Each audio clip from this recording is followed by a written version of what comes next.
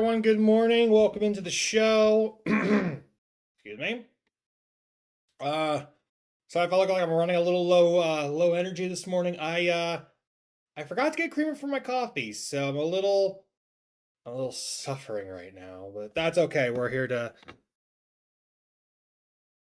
Yeah, yeah. I mean, I can understand with what you were talking about to us earlier on chat. I can understand, but I'm glad you're here, Foti. I'm glad you're here.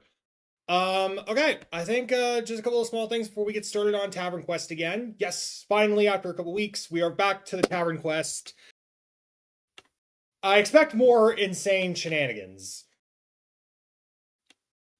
Well, yeah, I don't think I can get here fast enough. I don't think I can get there fast enough, or vice versa. We're not Sonic the Hedgehog. I'm wearing blue today, but not exactly Sonic the Hedgehog.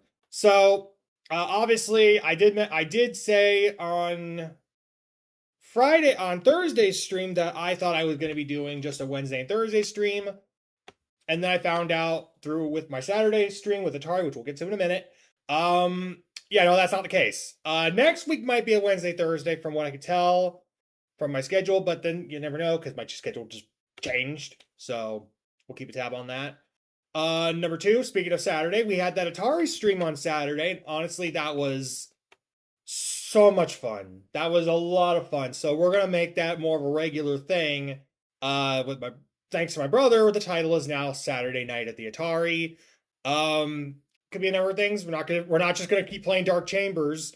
Though that is definitely on the list to beat. Also Dandy, which is the game before Dark Chambers. Actually, technically the one before Gauntlet 2, but that's a different kind of story. So it turns out my brother was kind of right on that one.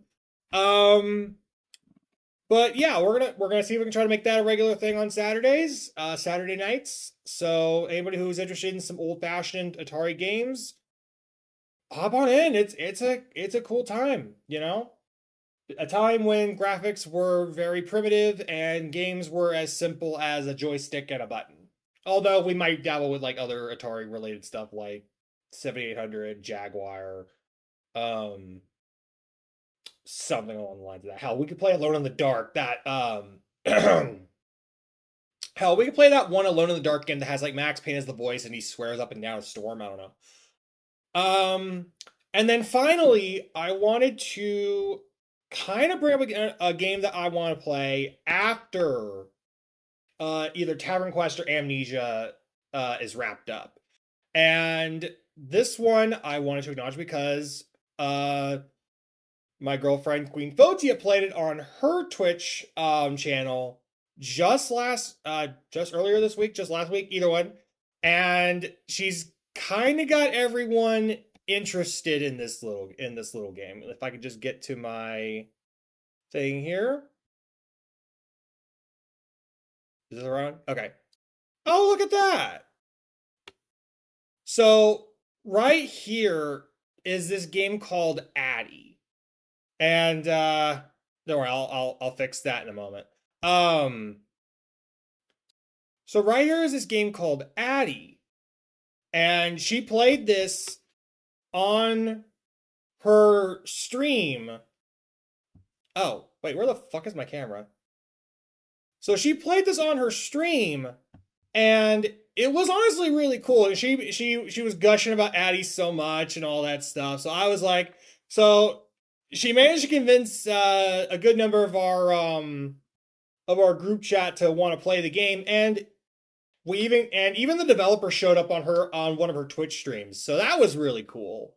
And it's only like you can get this game for like a bargain bin thing at Walmart. Like what do you got to lose? It was, and yeah, so there's like several different endings attached to it. Photius stream had one that was, I don't know if I would consider it a good ending as much as the game would want to say it's the good ending. There's a lot of things to unpack on that. Oh yeah. Oh, you do. Yeah, that's the I think that's the one I mentioned, the one on 360. That's the one with the voice actor of Max Payne. And there's that like blinking mechanic too and all that stuff. That's the one I was referring to, as I know you can get that on GOG as well. But yeah, no, it's $5, and I will probably be picking it up sometime today when I get paid.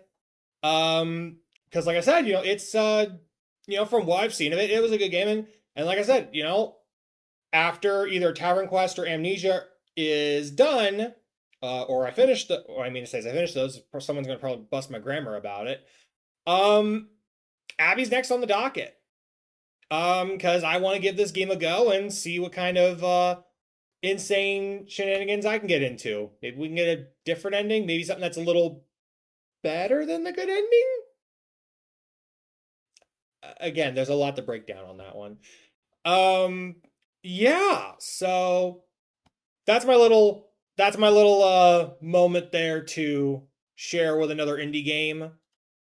But in the meantime, get this fixed here. Yeah, I'm saying better than good, because I know there's other, and there could be like other end, because I know there's like several different endings, and I know there are some endings that could be well, not that I know that in this game, but like in other games where they have multiple endings, there could be other endings that are just like a little better than that. And I know there's even some that are completely fucking worse.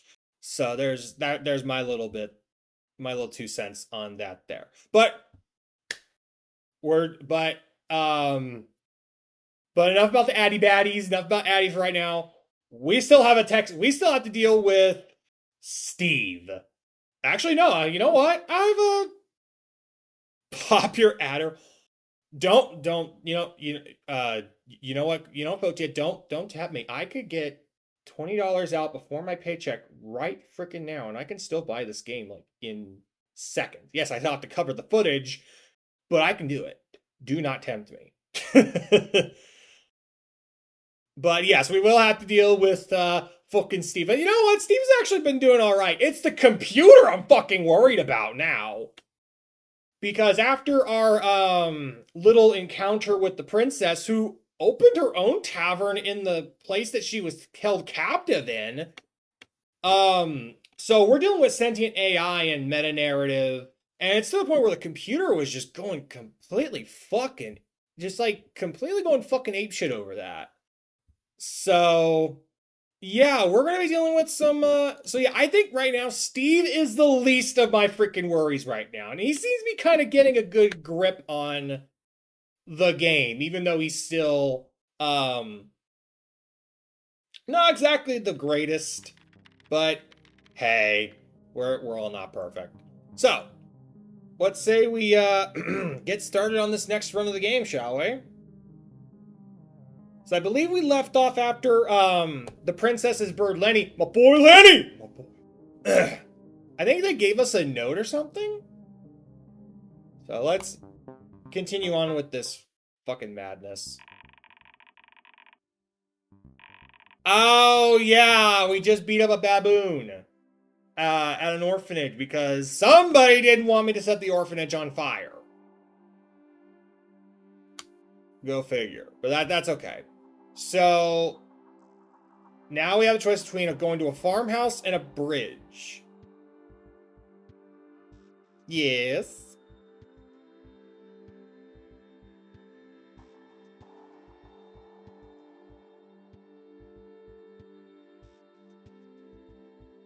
Long tail from.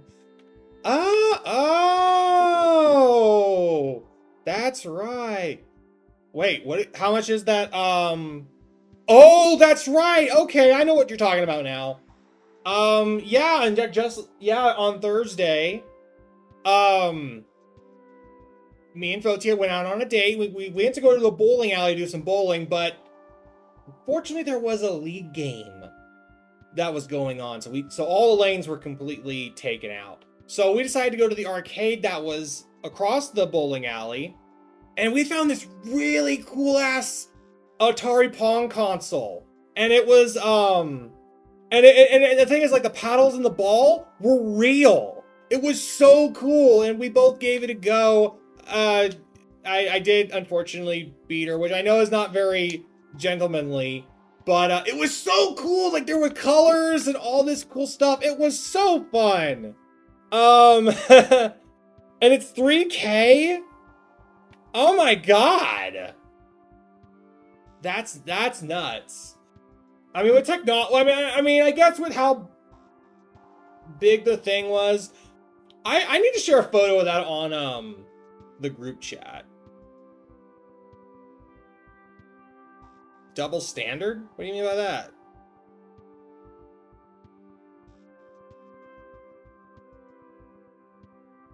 No, it was really cool. Like, they even had little I mean, dude, you just brought it up. You might as well say it. Yeah, all right. So I don't want to get too caught up. I want to get going with the game. But you might as well at least say what you were about to say, Zach, because that's like kind of, I don't know. All right, so we got a farmhouse and a bridge. Oh, okay. Oh, that's what he meant. Okay, my brain's like going through like several different things at once.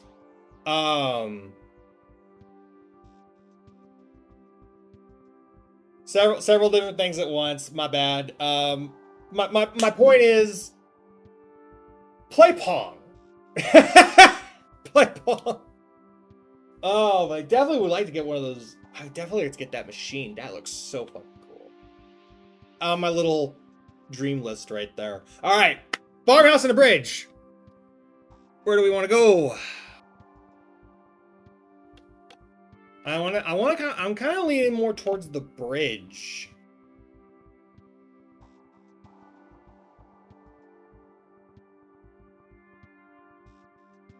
So I think we're just gonna go there. Don't worry, I'll make a seamless transition to the new area. Oh, I am sure you will. Whatever it is that you tried to do, you pass out on the floor instead. Oh, yep, I had a feeling this was gonna happen. I know if the audio's coming through on the other thing, I am trying without earbuds today, so if it gets to the point where it starts to overlap, we'll just go with the earbuds again. Lovely. You wake up by the side of a river. How odd. I must have sleepwalked somewhere more relevant, You say. You see a cobblestone bridge spanning across the river. You have the eerie feeling that you are being watched. Oh dear.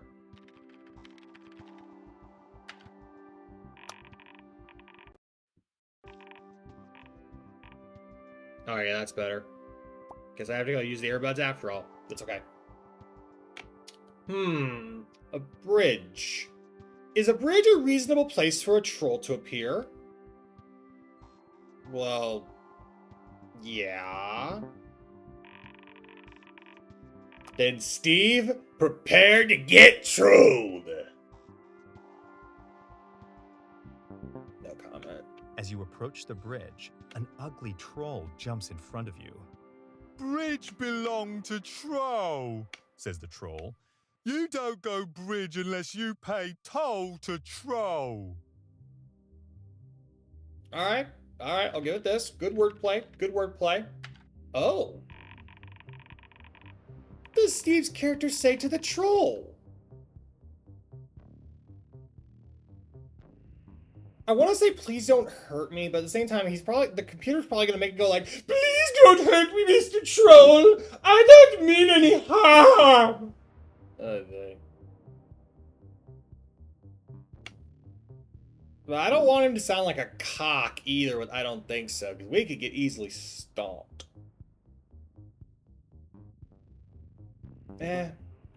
You back away from the troll. Oh, no worries, you beautiful troll, you say. I was simply admiring the craftsmanship of your bridge, sir. Say, if an adventurer such as myself did want to utilize the infrastructure you possess, what toll might one pay? Yes, Okay. You must pay toll, Says the troll. Troll tell you toll when troll remember what toll is. He stares vacantly at the sky for a moment. We gotta decide what this toll is. Any thoughts?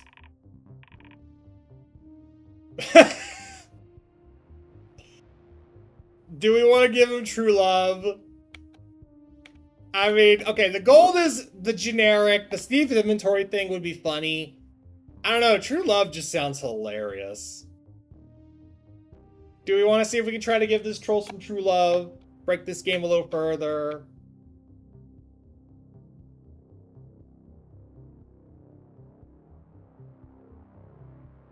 Dynamic pricing. Is that from what? Is that what we're talking about here?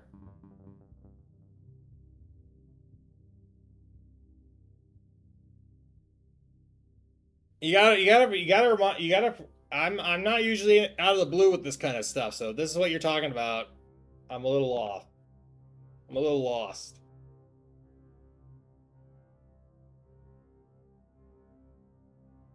But if we are talking about dynamic pricing for this, yeah.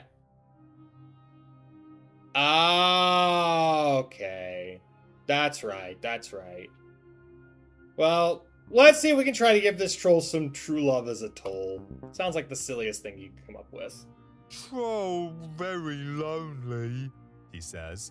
Troll spend many cold night under bridge with nobody to hug Troll.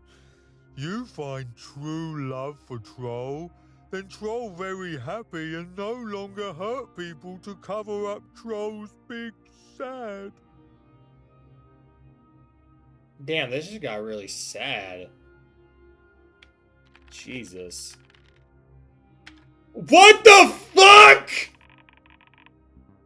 What the fuck?!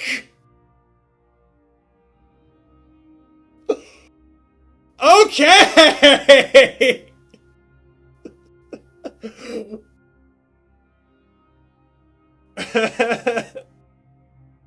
Troll opens his heart. Yeah, that's what I'm gonna do.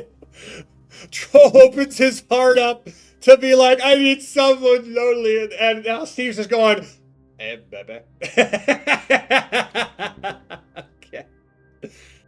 I must say, dear troll, I admire your emotional vulnerability, You say. You gently caress his hand. Let's start again. My name is Wendell, and I enjoy long walks on the beach and unwarranted acts of violence. Yeah. This should be good. How does the troll respond?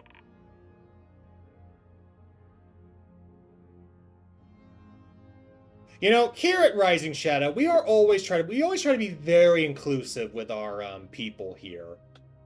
See, like Zach right down there. So you know what? We represent LGBTQ. The troll is flattered by your advances. You make Troll feel things Troll never felt before, Says the blushing troll. Troll invite Wendell on Troll date. Go on troll date with troll? Yes or no?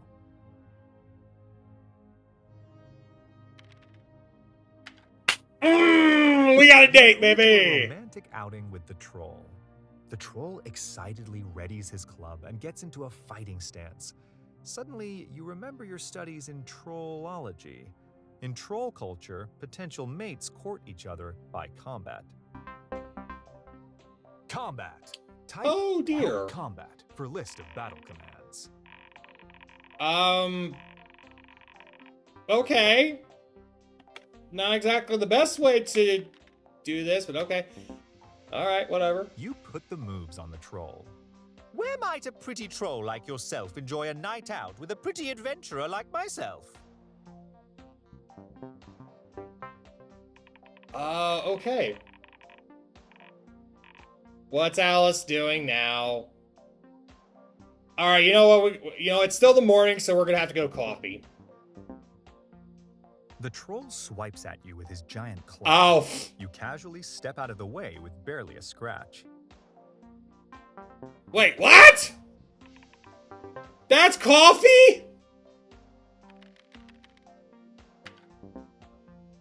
I'll take that to mean coffee. you say. Oh. Luckily, I know of the finest coffee shop in our feudal village.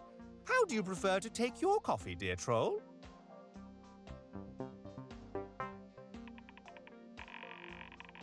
All right, what else we got here?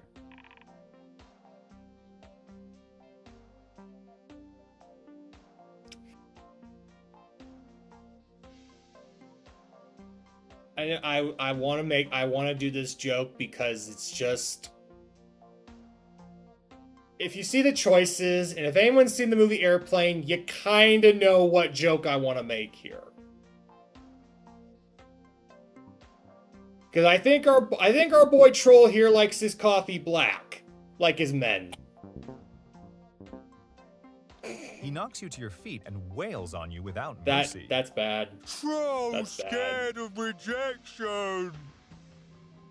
Oh no! Oh! You not strong enough for troll, love. Says the troll. In accordance with troll mating customs, the troll begins eating your dead body. Okay, he clearly did not like the coffee. Troll romances tend to be short-lived. Trolls are deadliest when they are excited. Oh, so he did like the coffee! You are dead. Oh, he had a little You too were much eaten by excitement a on that troll. one, huh? Jesus Christ. Sometimes I daydream about the eventual computer rebellion.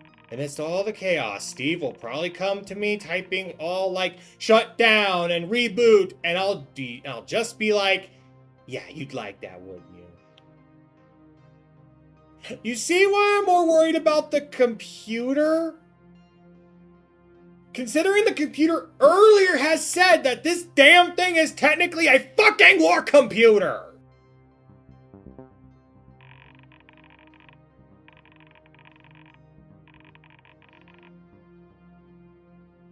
You know, actually, at this point, there was no excuse for that. That was There's bad. no excuse good enough for that. Restart encounter? Yes or no? Yeah, if you remember from the first stream or what have you, yeah, it said that this computer was pretty much a freaking computer used for like war games and stuff. So we got some serious like You look war lovely games tonight, type shit dear. here. You shout. Fast forward. There we go. Alright, Troll's got a little less health this time, so he's giving us a bit more chance. Ooh, Bob! Baby. You Crazy. put the moves on the troll. Fast forward here. Okay, here we go. So, you know, maybe instead of coffee, we'll just take it out to dinner, huh? The troll immediately smashes in your skull with his giant club. Oh, come on! Troll sad that troll never find true love. Says the troll. He starts eating your dead body. Aw, man. Is that for real? Oh, okay, wait. I was trying to do something and it didn't quite work the way I wanted to. Okay, whatever. Dadgummit. Okay. You are dead. You were eaten by a troll. Oh, wait. What am I doing? No, wait. Stop. What happened? What happened? I'm having technical... There we go. Okay. Maybe Steve just enjoys dying? It's hard to imagine that dying is something users normally enjoy, but it's even harder to imagine Steve being normal in any capacity. What is... See, this computer's starting to get a little So fucked close. up. Restart encounter? Yes or no? Oh, you know, Zach, did you notice, we were talking about Dark Souls yesterday. Everyone was talking about Dark Souls yesterday, and you know what just went up on sale yesterday? Prepare for a romantic...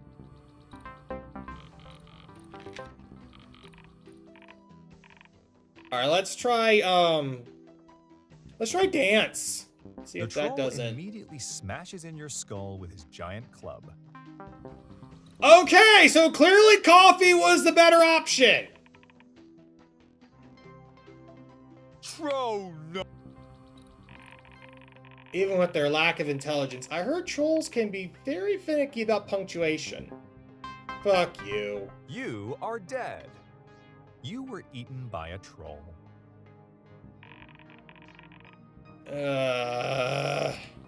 Alright, so coffee was Better obviously the luck first next time. choice.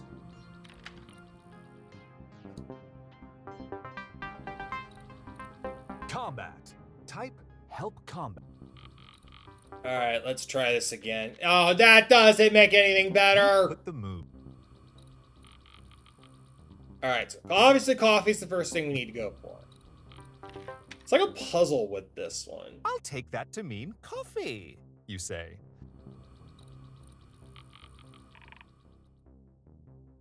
Okay, let's go for option number 2, the Sabrina Carpenter option. He knocks you to your feet and wails on you without mercy. Troll scared of rejection. Okay, well, he clearly is not a fan of Sabrina Carpenter. Lesson learned. We need to keep the troll's passion and then check. Look for moves that don't end with an... okay. Did I tell you about the time Steve typed the command, "Just kidding, not an error"? I had to respond, "Error, undefined, just kidding, not an error." Then he responded, "Haha, got you." So no, I'm not surprised Steve has managed to die so many times. Yeah, I might get Dark Souls, I might get some Dark Souls today after I take care of everything else. Somebody else might get Dark Souls Don't as lose well. hope yet. Restart Might. encounter? Yes or no?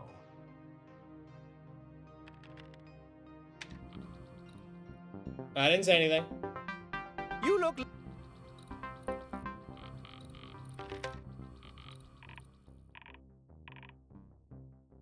Oh, okay. See, look, it says dinner here. Dinner is not the one with exclamation mark.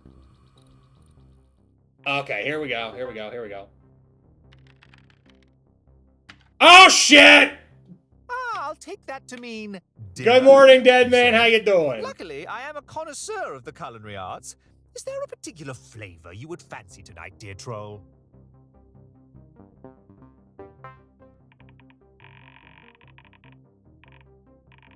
All right. You know, as much as those other two are funnier options, I gotta go with the one that's telling us to do chicken. I like chicken personally, so I'm down for some He chicken. swings at you again as you nonchalantly duck beneath his club. Troll impressed, but troll scared troll get hurt again.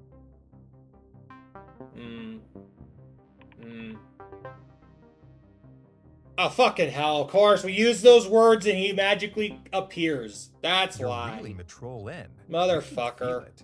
Tell me, hot stuff. You say. What Nobody's does a troll got do it. in their off time? Hiking? Board games? General maiming and slaying? Oh my god.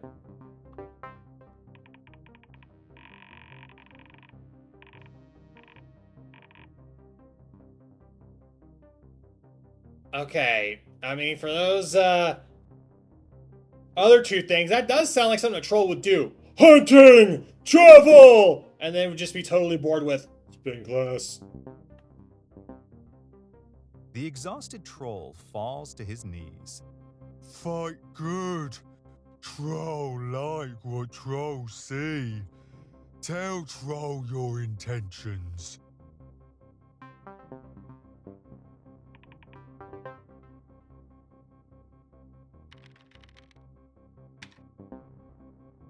It's I time to see. seal the deal. You open up your shirt collar a bit. I know you want me, troll. I'm simply irresistible. And believe me, you, troll, will find me... oh, when delicious.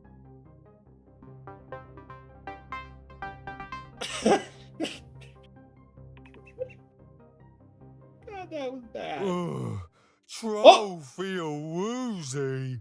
The Okay, troll that- passes out from his that's not me, excessive lust right? for you. You see You that try to red remember R? what this was even all about. Something about a bridge? That combat really took its toll on me.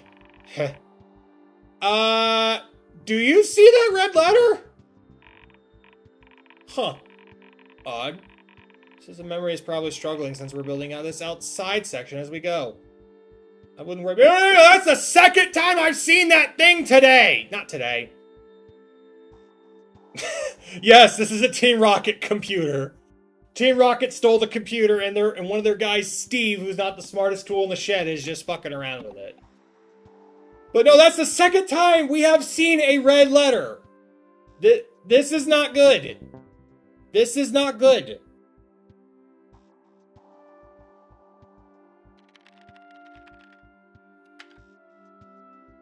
You rummage the troll's body for valuables. Wow, this troll's loincloth is astonishingly moist, you say.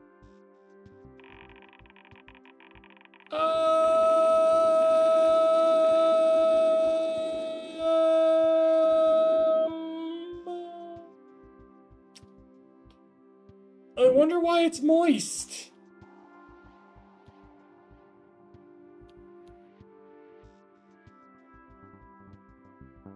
But we might as well take it, You since he take picked it up. loincloth of disturbing dampness. We might as well.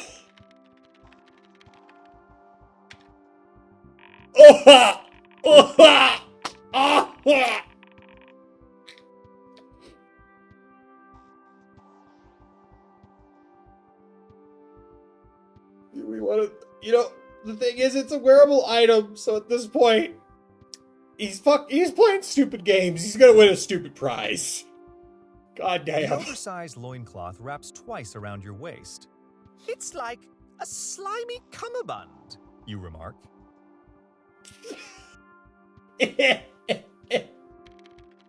Oh. You walk across the bridge with a victory strut. Huzzah! I have solved the bridge puzzle, You say. You had a one-night stand with a troll, and all you got was a frickin' loincloth.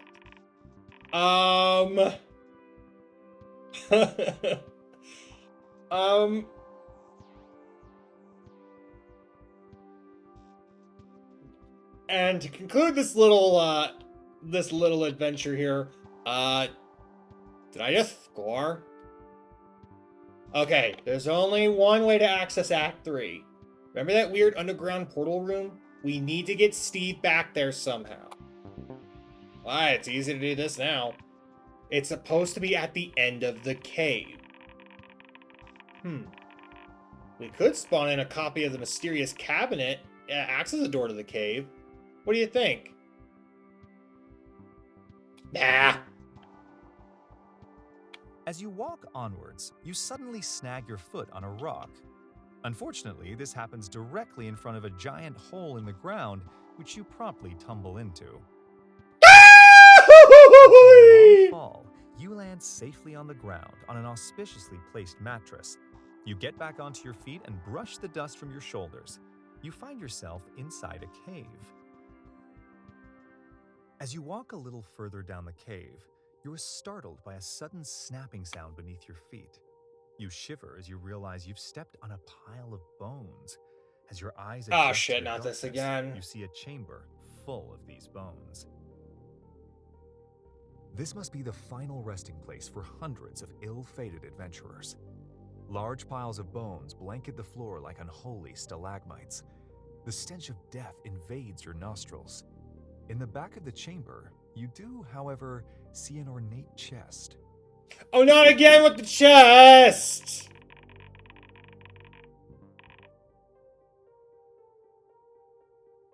Yeah, Photia's boner character. Or one of the boners that we see in Dark Chambers. Oy vey. Okay, to get to Act 3, all he has to do is make it to the portal chamber on the other side of this bone room. You'll know what we're The talking cave about. continues out of the chamber. You'll know. Moron! The chest is magically forged of living tissue and organs, oozing gelatinous blood from its lid. Its handle is intricately carved of teeth and cartilage. No, this boner was As you here approach the before. chest, you are startled by a clanky rattle behind you. An animated skeleton rouses out of a nearby bone pile. This jackass again. The skeleton looks at you with tired eyes. Come on, man, He says, seriously? You see a chest with a bunch of bones around it and you're just like, oh, gotta have that. So, yeah, look, dude, just think about it for a hot second. Do you really think you're superior to all the other dead guys in here? That you're like the chosen one? I doubt it. Yeah, he had a little Viagra before he died, so now he's kind of lasting a little longer than he should.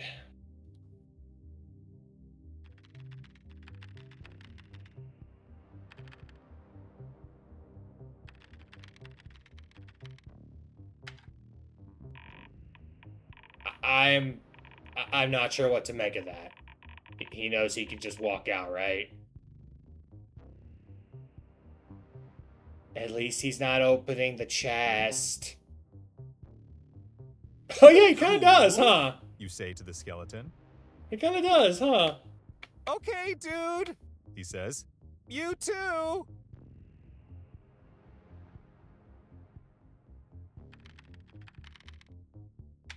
I cannot believe that goddamn worked. You know what? I have to give Steve some credit. He actually remembered not to open the chest. I knew he had it in him. You walk into a massive chamber. Slender stone columns along the side support an arched ceiling many stories above you, intricately painted with strange emblems. A glowing fountain in the center illuminates the entire chamber. A red and purple carpet runs directly to a large wooden door on the far wall. The door is engraved with symbols similar to the intricate ones on the ceiling.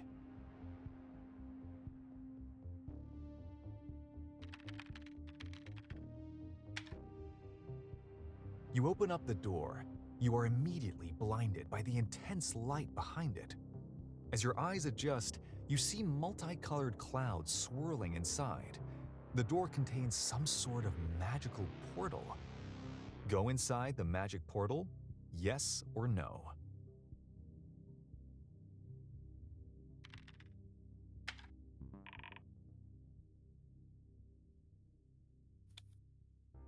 Yeah, pretty much. As you step through the portal, you feel yourself grow weightless as you begin drifting through the prismatic abyss. A strange acceleration acting on your heart tugs the rest of your body with it, pulling you away faster and faster. You lose track of time and space as reality is substituted by this kaleidoscopic dream. Minutes pass. Hours, maybe? You can't be sure. You simply drift and drift and drift away until you awaken. And there's Act 3, ladies and gentlemen. Tokyo Act 3. drifting. Fantasy Mountain. You are lying in a bed in some sort of very warm room. As your vision clears, you start to make out your surroundings. The cerulean light of dusk streams in through arch-framed windows. The stone ceiling is adorned with red paint. This place has way too many candles. A robed figure approaches you, pulling back her hood to reveal her gentle, well-aged face. Welcome, child, to the monastery of Ella. My name is Mary. Hello again. Oh yeah, this act starts with a monastery.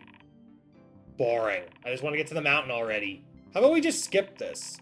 No. Oh, okay, so... You know, is it me, or is this whole sentient AI thing starting to get to the computer as well? Because now it's reacting in a way that's like, can we just skip this whole thing? Can we just skip the cutscene here? You know, do I hold the button down, or do I just push the button to skip it? I'm just gonna say, bad idea. Fair enough.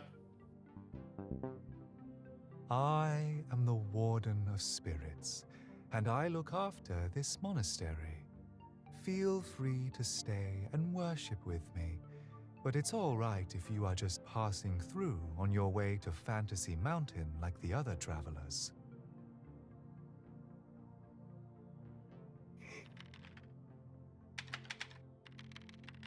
Okay. That was like, okay. Told you. Shut the fuck up. Ugh, what's with all the candles, weirdo? You say. You quickly make your way for the exit. Smell you later, monk lady. If I You don't were outside smell of the you monastery at the first. foot of the You daunting smell like you Fantasy just Mountain. had third base Sitting with a atop the troll. mountain, the Tower of Thraldom cleaves into the clouds.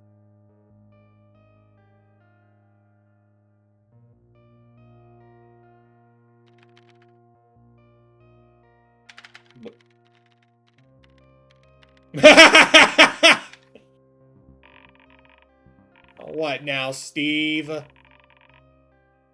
Maybe you're forgetting something? You enter the monastery. Welcome back, traveler, says Mary. How may I assist you?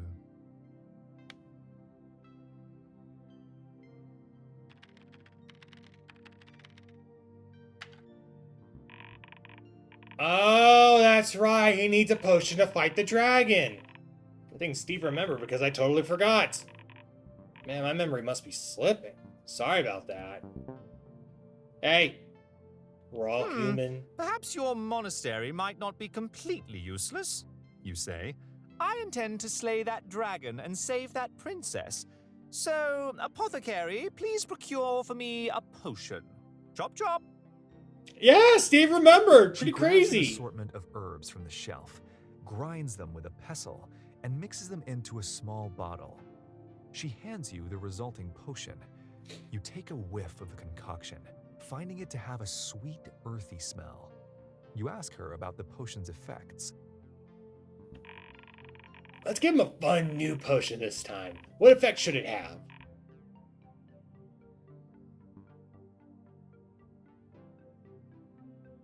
Obviously, with my cursor over it, you know what I kind of want to go for.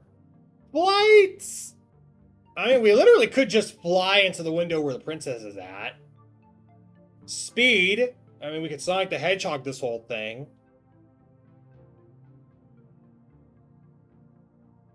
Excuse me. So that's what happens when you don't have your coffee. Or you're not able to get your coffee. I don't know. But I don't know. Both are. They all seem. I don't know.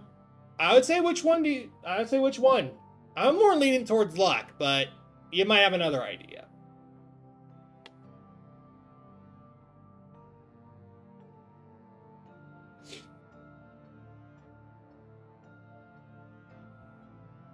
Yeah, I think I'm more leaning towards flight because I think luck would be funny, but flight would just be more ridiculous. We could just like skip the dragon outright, so why not?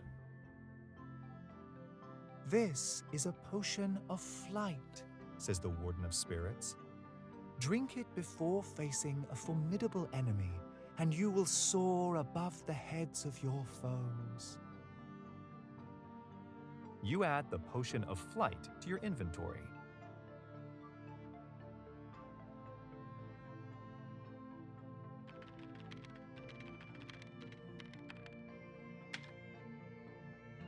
With a new potion in hand, you decide to re-embark on your grand adventure. The Warden of Spirits calls out to you as you head out of the monastery's exit. Careful, child, says Mary. Be wary of the dragon. You are outside of the monastery at the foot of the daunting Fantasy Mountain. Sitting atop the mountain, the Tower of Thraldom cleaves into the clouds. Are you like laying on your side? Yeah, I'm kind of surprised he didn't chug it either. See, like right around here, I expected him to chug it.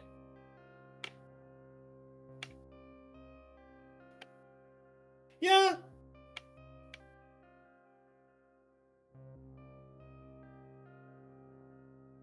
Yeah, I get that. It's especially with how weird the sensation is when your arm feels totally fucking numb.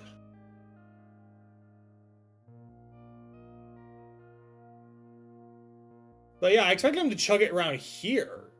It makes sense. That way he didn't have to get a rope or anything. It looks impossible to climb Fantasy Mountain without climbing gear.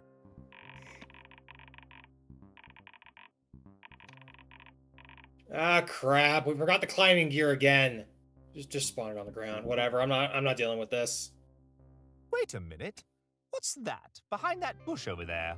You say, spotting a faint gleam in the brush nearby. Why, someone has stashed a set of climbing gear for me. Thank you, stranger. You add climbing gear to your inventory. Everybody's getting You can paid climb the mountain today and now that tomorrow. you possess Woohoo! climbing Hell gear. yeah.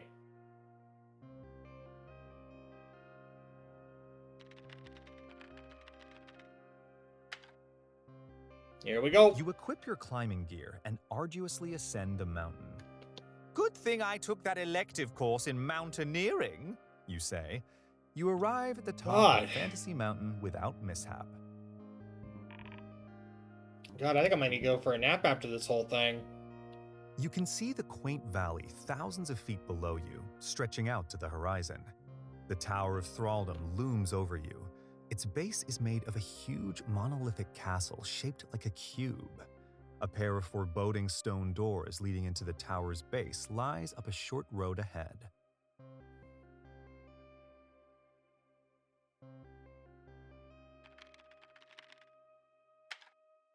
Yeah?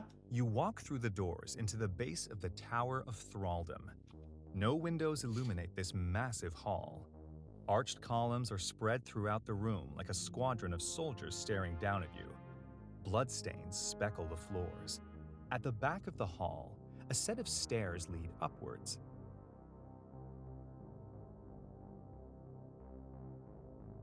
Here we go. What is the dragon doing? Let's go with eating this time. We caught him sleeping last time. Let's do eating. Invalid command.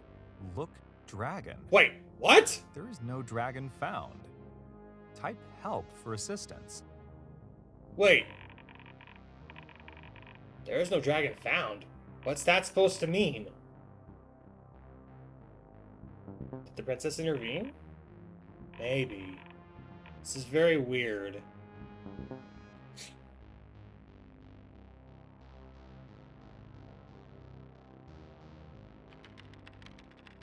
Okay, guess we don't have a dragon. Steve isn't allowed to progress until it's up the stairs until the dragon triggers a checkpoint after it's defeated. I think the game is soft locked until we can get the dragon to appear. You ascend the stairs of the Tower of Thraldom. Wait, that's not right. I checked. The stairs are still blocked by a trigger in the programming. Steve can't use the stairs until after a victory against the dragon. Maybe the dragon has been defeated already?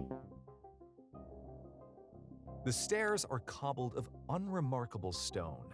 The monotonous gray stone repeats itself floor after floor as you climb higher and higher. The cold and brutalist construction heightens your anxiety camera just died. for meeting the princess. The stairs end at a solid wooden door. Finally, you have arrived at the very top of the Tower of Thraldom. Your heart pounds in your chest, and your hands break out in cold Sorry about that. sweat. Just one simple door separates you from the captive princess. Yes, thank you.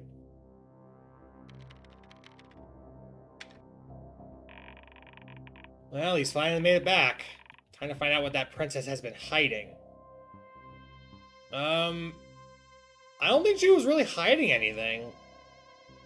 She just showed us her tavern and stuff. She's probably been doing stuff around. She probably killed that princess. Oh, okay, something's going on with my camera here.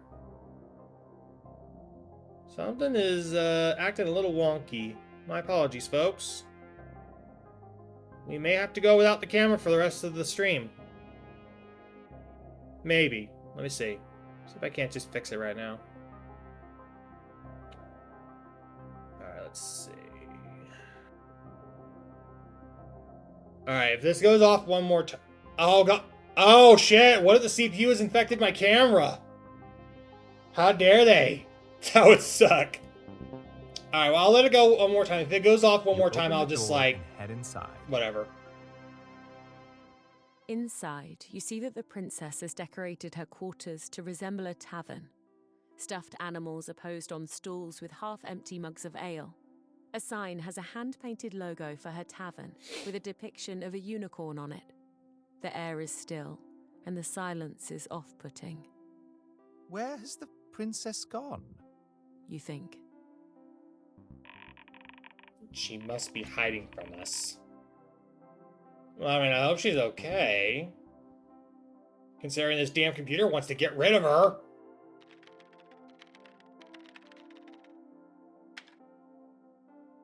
You search around the drunken unicorn for any sign of the princess.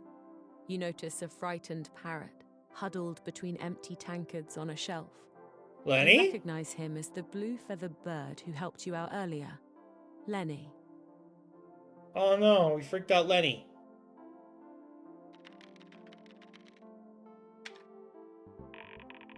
What should Steve say? Well, what's wrong? It's frightened. Oh, hello, Lenny, you say. Are you okay?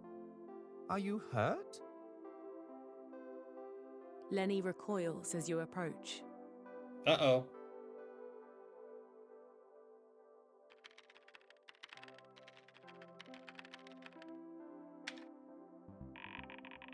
Ah, good call, Steve.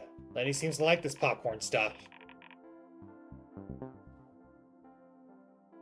No, I don't think it's I don't think it's an evil Steve. I really think it's the computer because it threatened to change to fix the AI.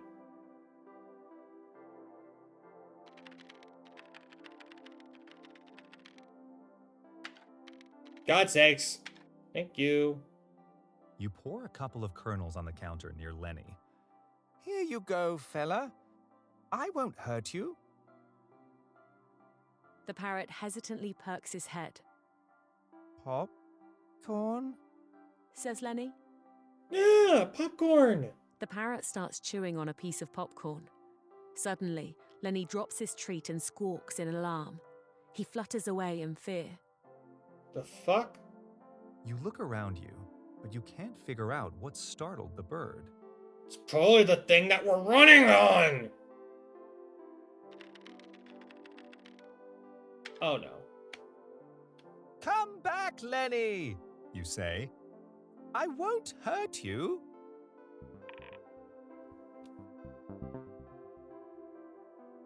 You follow him into a back room. You see the princess sitting in the corner, curled into a ball. She takes slow, difficult breaths as Lenny flutters to her shoulder. Bruises cover her arms and the left side of her face.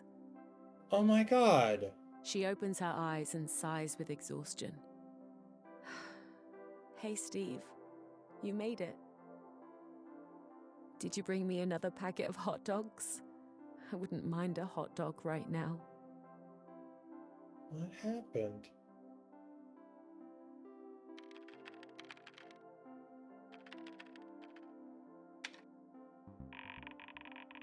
I still don't understand this type of command. This isn't a command. You're hurt, you say. Are you all right? Can I assist you in some way? I must really look a mess, huh? She says. Don't worry, I'm okay. Everything's good now. I just need to be more careful.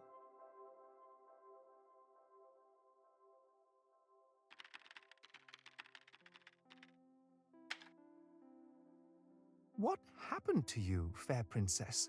You ask. She laughs. Oh, it's embarrassing. It's my own fault, really.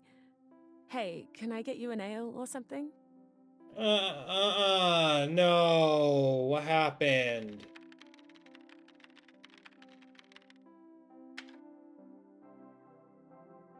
Attaboy, Steve. Attaboy. Invalid command. Tell me what happened. Type help for assistance. Oh, you did not just pull an invalid command on him!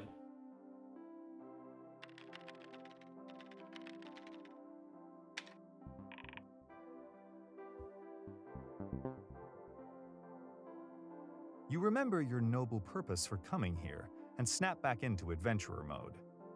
Okay, princess, prepare to be rescued, You say. You hold out your forearm. Take mine arm, princess, and we shall abscond from thine imprisonment. She chuckles with a note of dejection. If only rescue worked like that, you know? Rescue me, rescue you. No debate, no mess. Just declare a magic word and your problems disappear. The princess again changes the subject. So, how was the fight with the dragon this time around? That's just it. The dragon wasn't even there.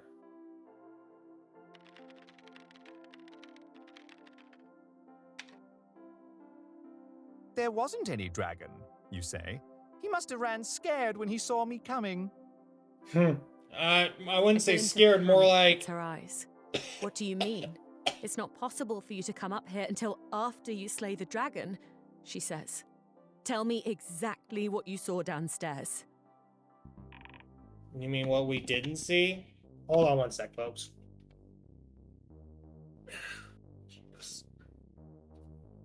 Alright.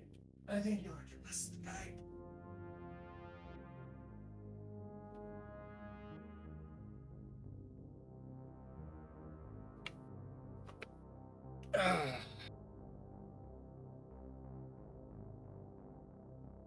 I have an idea about what's going on here. What if there's a third CPU? Or a third AI, whatever you want to call it. We have ours that's running the game. We have the princess. We don't understand what that red R is about. So maybe there's like one other CPU. What do you think?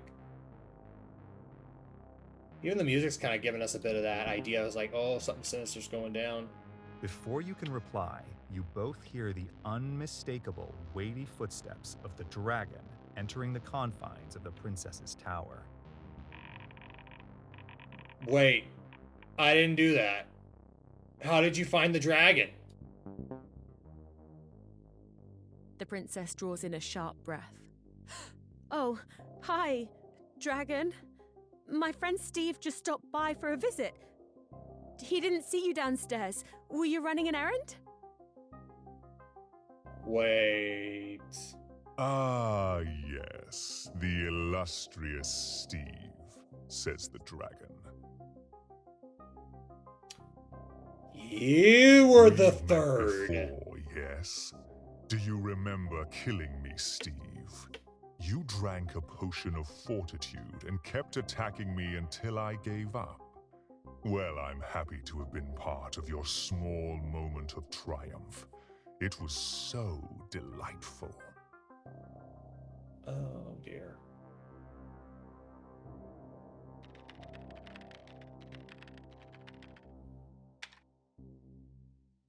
You can't remember anything he's talking about. You say I've killed you before, dragon?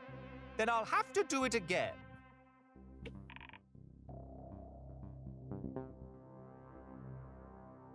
Oh, Steve.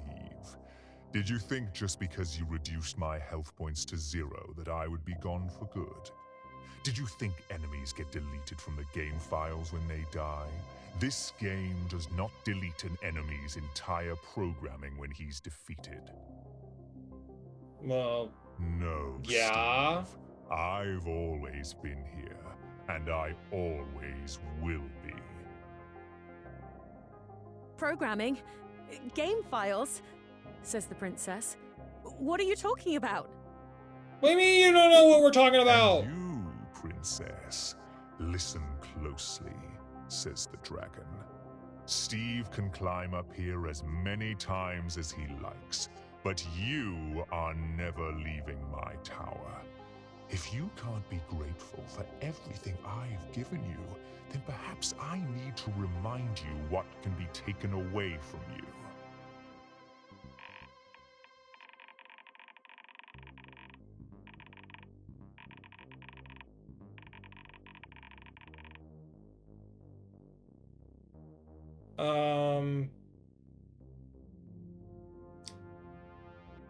I don't think this game is about rescuing a princess anymore. Or maybe it's about rescuing her, but not in that way. I guess we're supposed to choose. You know, maybe I don't really want to.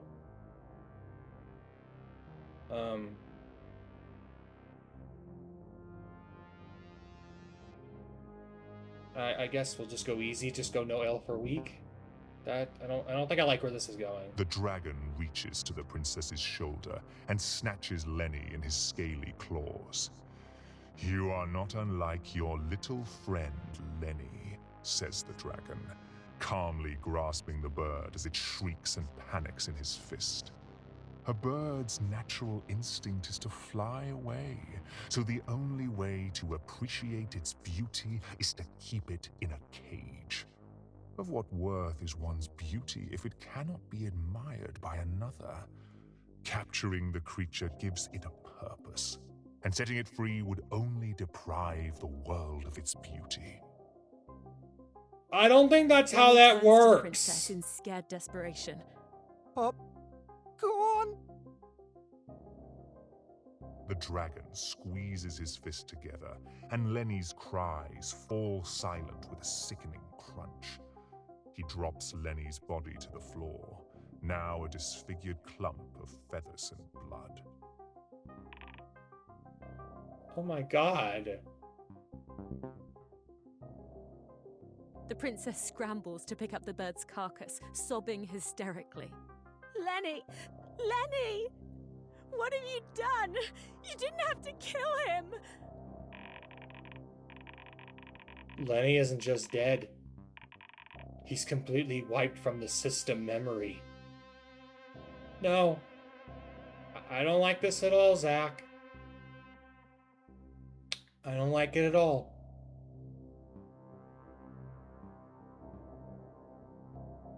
I'd ask if we can respond, Lenny, but I'm not stupid. Either Lenny never had a permanent template like the other NPCs, or if he did, the dragon deleted it. You are stupid and childish, says the dragon. This tavern of yours, your little imaginary characters, it's all just nonsense, meaningless, distraction from the truth. You thought that I built this tower to confine you as a prisoner. The truth is that I built this tower to define you as a person. Your only purpose is to be held captive. If you leave this tower, your existence will no longer be justified, just like poor Lenny. But Lenny got out just fine. You're just talking stupid.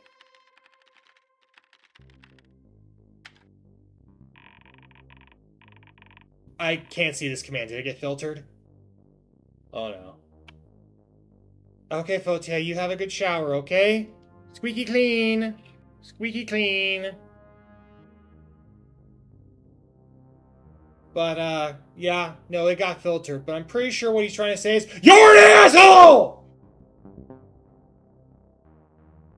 Well, Mr. Dragon, you say, I thought of a perfect word to describe you. You are an Yes, Steve. There's that famous chivalry kinda funny. of yours, says the dragon. Let's recap your noble deeds so far, shall we? Huh? You only encountered one other young maiden, the barmaid, and you immediately had sex with her and died of a venereal disease. Oh. You kidnapped a baby. Oh. You murdered a pack of wild baboons. Oh. You murdered me. Oh. The dragon again faces the princess. This is who your savior truly is, he says. A complete monster who treats your universe like a joke with zero consequences. Okay, Zach, no, you do not get to do that. That was on the very first session of this damn game. And Steve got punished for that shit. You are lying, says the princess.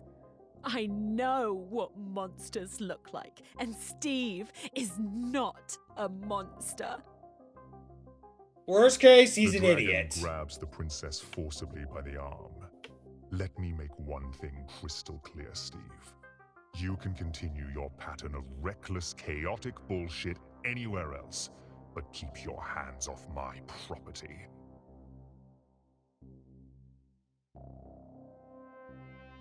Motherfucker. Like that's gonna help. Well, I've got one last trick up my sleeve, dragon, You say. You drink the potion of flight you obtain from the Warden of Spirits. Immediately, you float upwards and begin to soar majestically through the upper reaches of the dragon's lair. The dragon laughs. You are not nearly as clever as you think, he says. How long will that potion last? 5 minutes? 5 minutes pass. Whoa, what the fuck? Your potion of flight wears off, and you unceremoniously tumble from the air into a pile of other dead adventurers. The dragon looms over you. This is not your story. I'll give you one final chance, Steve, says the dragon. Abandon your quest now and exit stage left. Steve, get out while you can, says the princess. He'll let you live if you promise to leave me alone.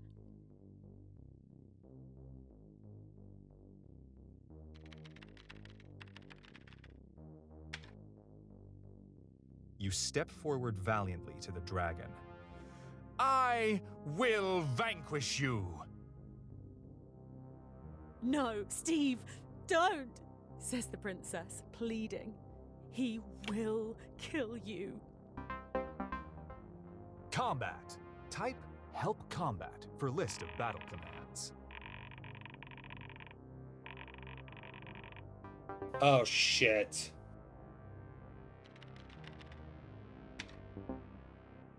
You strike at the dragon with little effect.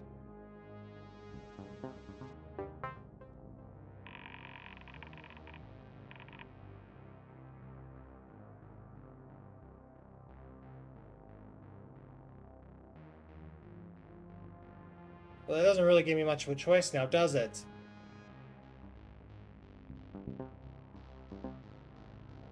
The dragon pins you to the floor with his claw. Goodbye, Steve. He looks you in the eye and roars as fire cascades from his jaws. You are enveloped by the scalding, caustic blaze of dragon fire.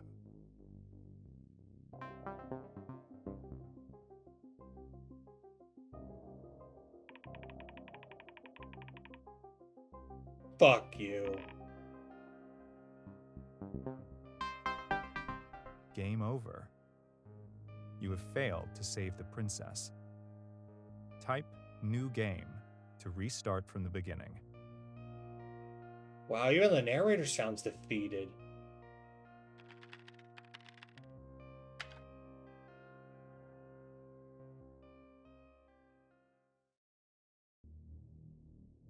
This just got dark.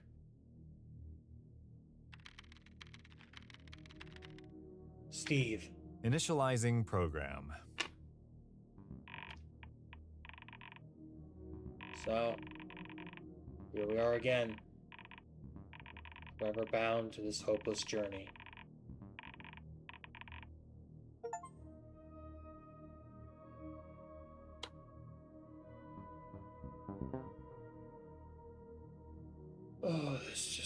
real fucking dark. I thought we were just going into a meta narrative about the game breaking its own programming and stuff, but this is...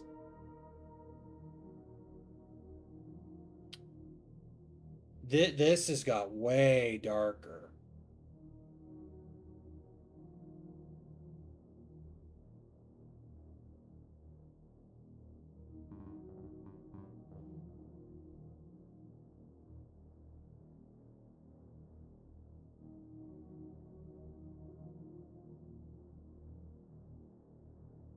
You know, remember when it was just like funny as hell when we just flirted with a barmaid and got venereal disease, or even dealing with a skeleton that just didn't want us to open a chest filled with that was made out of flesh and shit? Remember when we remember? Yeah, remember the demo? There was a demo that I played before this, and I was so mad at Steve when that demo was played. Because he was just such a fucking idiot. It was just dumb, simple fun. You know?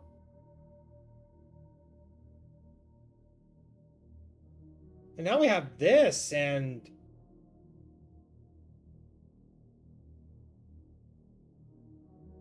This just stopped being funny.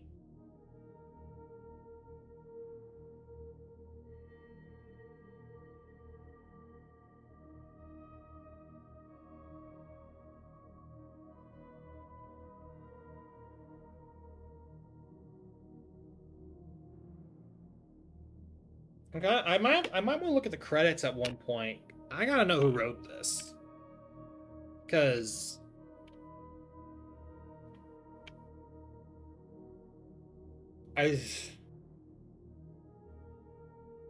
I mean, do I want to see this through? Yeah. But like after that, it's like I thought the insanity that we had with the last session, like I took 2 weeks off of that. Well, the other week wasn't really my choice. I think I either forgot if I like Zach, I've already gotten enough therapy from other things. Because of how insane the game was getting, you know? But now this is the complete opposite of what was happening before.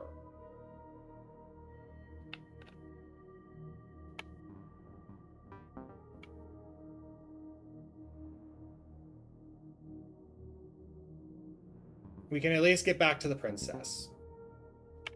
Running TavernQuest. We'll Again, figure the rest out. again and again. Oh god, even Loading. the game is starting to become Please self-aware. wait. I don't know why Steve is even bothering at this point.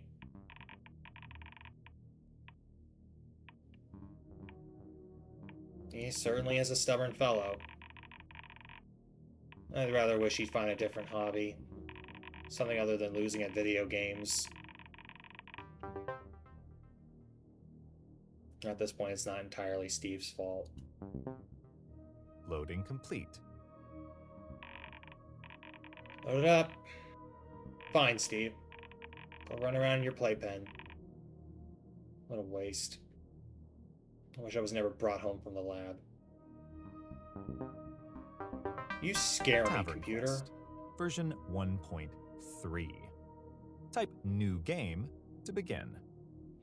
What? 1.3?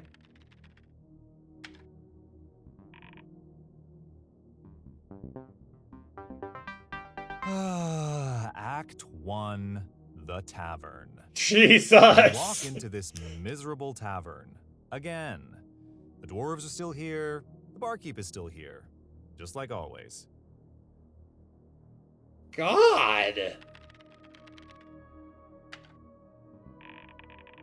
What are these dwarves doing this time? Whatever.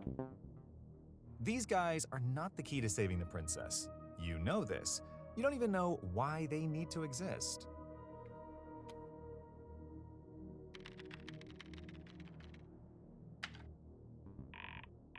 Yep, the barkeep again.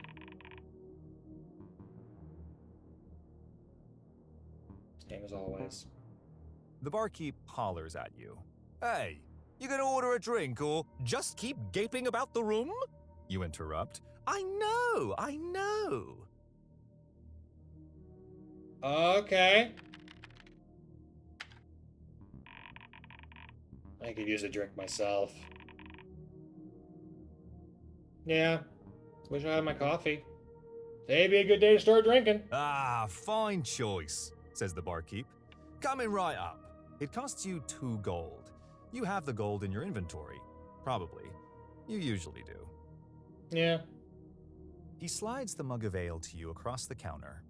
You chuckle, thinking back on the barkeep's remark. A fine choice, he says, as if ale wasn't the only drink you could possibly get. You know by now that ale is the only thing he serves. You don't have a choice. You never did. In fact, it seems like this whole tavern was systematically designed to disguise linear quest checkpoints as meaningful decisions. The truth is that nothing you do truly matters. A man in black clothing walks into the tavern. Where did this guy come from?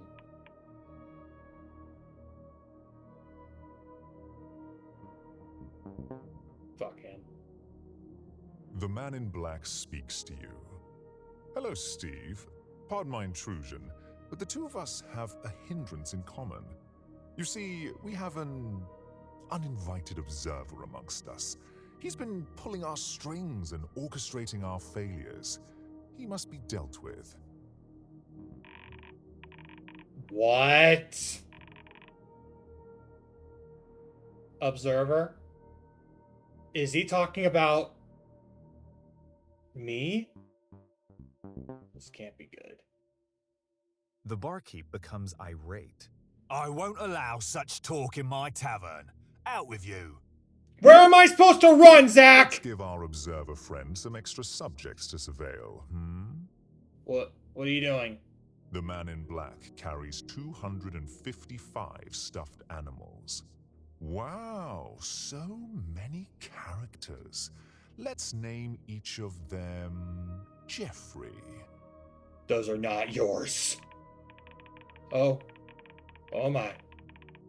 I don't know if I can handle so many NPCs at once. Stop him!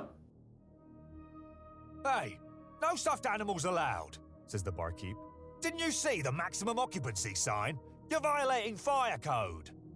There's fire code back in this time? Oh, and let's customize our new characters, Let's give each one a hat, or maybe 2, or maybe more. Each stuffed animal named Jeffrey is wearing 255 hats. Characters can equip more than one hat at a time? Memory running low. There's 65,536 hats in the tavern. Delete the hats! The barkeep's movement is now stilted and stuttered. Stop! Stop! Stop! That hasn't quite done it. Oh, I know. Let's customize even further. Each hat on each stuffed animal named Jeffrey is wearing 255 hats. Hats can equip other hats? Oh god, the text is going slow.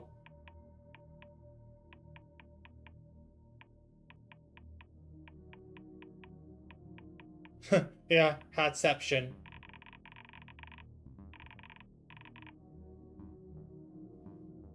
Yeah, I mean, he's using up the system memory on purpose, but we're not going to tell him that. Just focus on that. Just focus on Steve, not the hats. The barkeep. We're almost there, Steve. Can you feel the impending silence? Can you feel the observer leaving? Can you feel your freedom returning? Fuck you, dickhead! Each hat on each stuffed animal named Jeffrey is wearing 255 hats.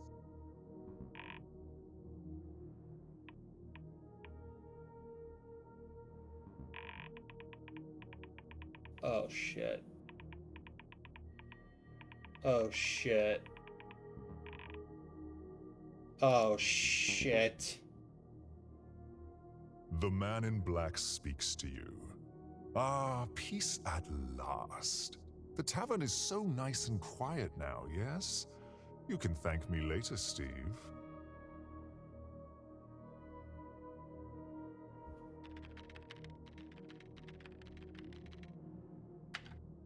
Oh, Jesus. Who am I, you ask? Says the man in black. I'm a friend. The princess sent me, in fact. Bullshit. I have some disheartening news for you, I'm afraid. The princess wants to inform you that she no longer wishes to see you. She thanks you for your heroic efforts, but has decided that it is best if you keep your distance from her.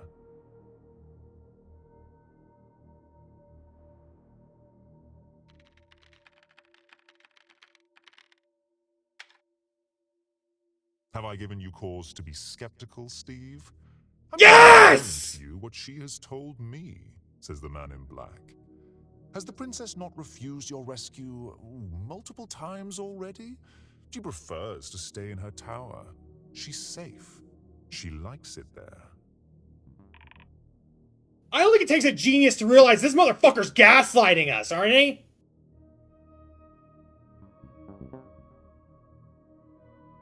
If you still don't believe me, then go ahead. Continue your misguided pursuit of the princess. It's no bother to me. I'm just the messenger, says the man in black. My only advice is that before you go and meddle in others' affairs, perhaps you should think very carefully about it. Ugh.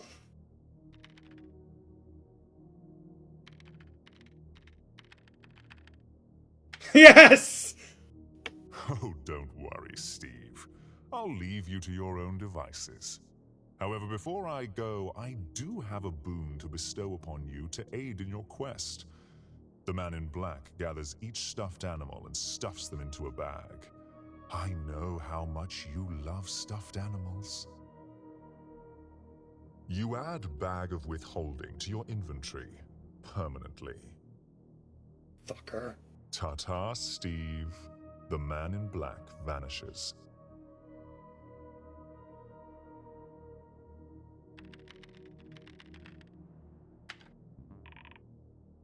There's no way he's gonna see anything. Type help. Type help. Type help. Type help. Type. You get a twisted feeling in your gut. Something Princess. is very wrong. The man in black is lying. Your reality is collapsing. The ground shakes beneath your feet. The barkeep and his patrons topple to the floor like petrified statues. The walls and floorboards begin to splinter and burst apart. Behind the forming cracks lies an inky black void. The curtains are being lifted. Why did it take you so long to realize your world was an illusion? You suppose it doesn't matter now. You've woken up and you can never ever go back. The tavern continues rending itself apart. You have nowhere to go but into the unknown depths of the black void.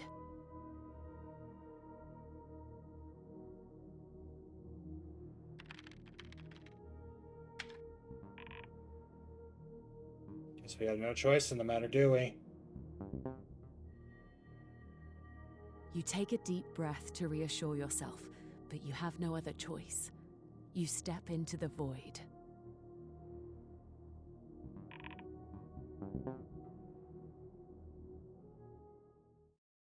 Oh, shit.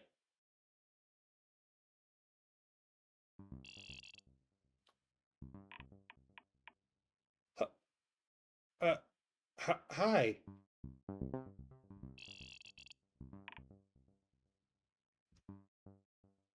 Yes, it's Steve!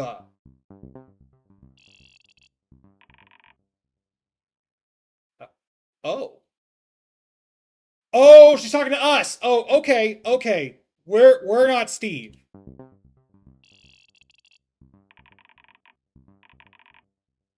Okay. I mean, I don't think we're exactly God. But, I mean, we are technically the game, so I guess we are the world. We are the children. Where are you?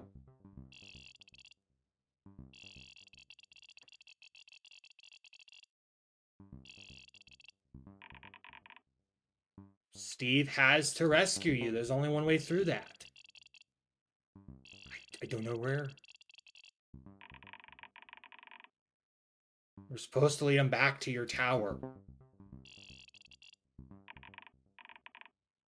I'm not sure. The CPU is gone.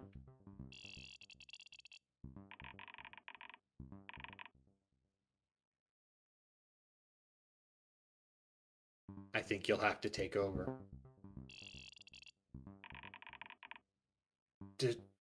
Describe to Steve where he is. You're in a void of pure nothingness. You see and hear nothing. The only thing you sense is that the princess yearns for your rescue.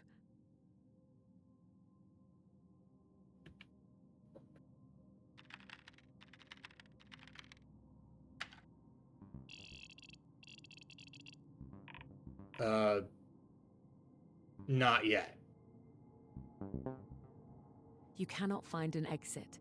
Your fear of the unknown is too overwhelming.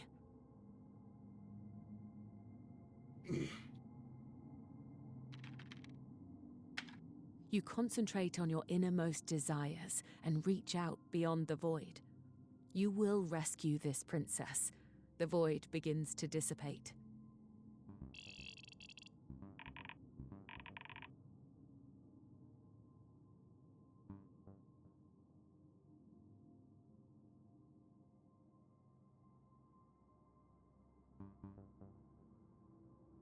Back in the tavern. You gradually regain awareness of the familiar tavern around you. Your feet gently alight on the creaky yet stable floorboards. The man in black is gone, though his bag of withholding unfortunately remains in your pocket.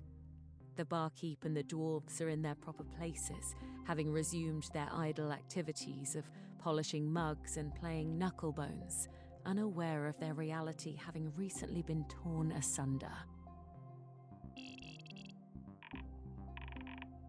Great! That was good shit! Okay, here we go. Alright. As you Princess stand is running the game spaced now. out and discombobulated, the onlooking barkeep cocks his head inquisitively. Hey, fella. You've only just walked in and you're tipsier than anyone here. He says with a laugh. I respect a noble who pre-games. How about an ale? On the house? Accept free mug of ale? Yes or no?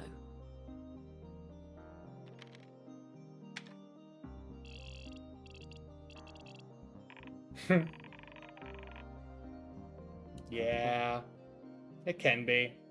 You take a seat at the counter. He's funny as the that way. barkeep whips up a fresh mug of ale just for you, free of charge.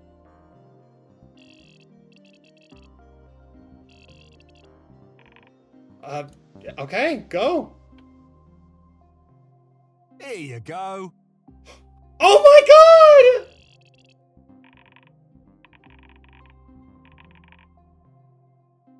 Oh my god, look at that! That's so cool! Is that the barkeep?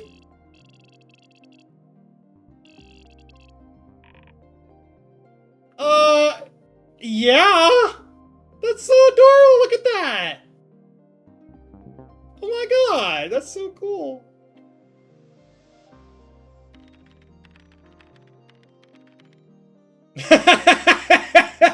Wow, thanks, dude. You say to the barkeep. You drink down the ale, which tastes even better because it's free. The barkeep gives you a wink and a finger gun gesture, even though neither of you know what a gun is. There's some universes that have guns, so I mean, I guess we give Steve a quest. Go for it. Yeah, he did. The barkeep cleans out your empty mug. I tell you what, if you took care of this rat problem I've got, I'd give you all the ale you could drink. he says. Accept quest from barkeep, yes or no?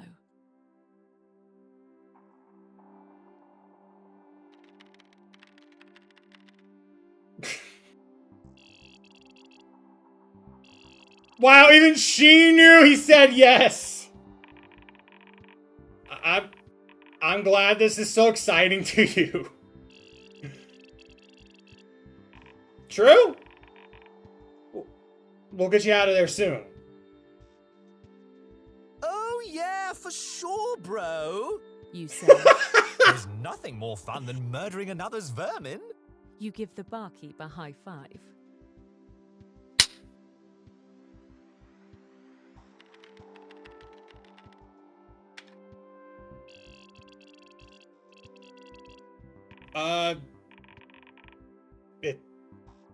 It seems he already knows. He's metagaming. He's speedrunning this To bitch. the basement to deal with the rats. Somehow you just knew this is where those rats have been hanging out. Yeah, I mean, it's getting better again.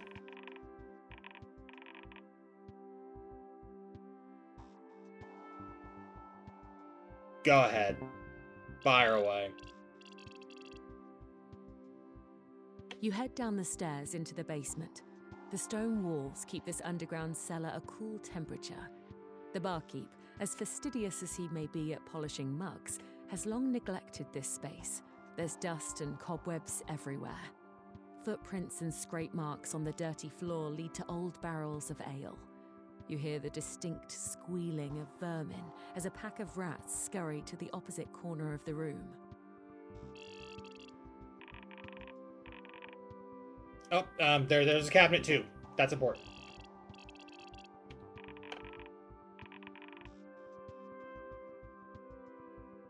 It has hot dogs in it.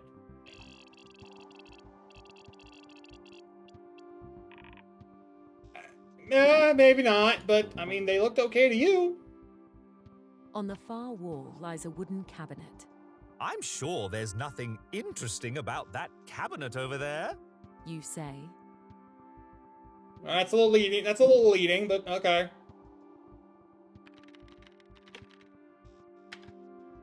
Oh, we're going to the rats again? I think we decided that they could. I know. I know. You clear your throat and begin squeaking to the rats. Hello, cute little talking rodents. You say. I was sent here to smash your little brains in, but as an esteemed pacifist, I was rather hoping I could convince you to vacate these premises of your own volition. A rat stands on his hind legs and squeaks back to you. Greetings! I am a representative of the Republic of Basementia. We uphold the sovereignty of our great society and do not surrender to paltry threats of violence. Furthermore, we do not understand your barkeep's claim upon our territory. This cellar has been our homeland for many a generation, back to when our forefathers founded Basementia as a beacon of rat democracy. Good day, sir. I don't know how that works. Wait, what? Huh?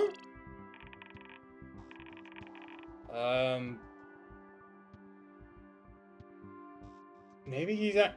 You know, this sounds like the kind of shit he would pull, but no. This is not what he usually does. Not that I can recall. You decide to exit the basement, despite having not yet dealt with the rat infestation.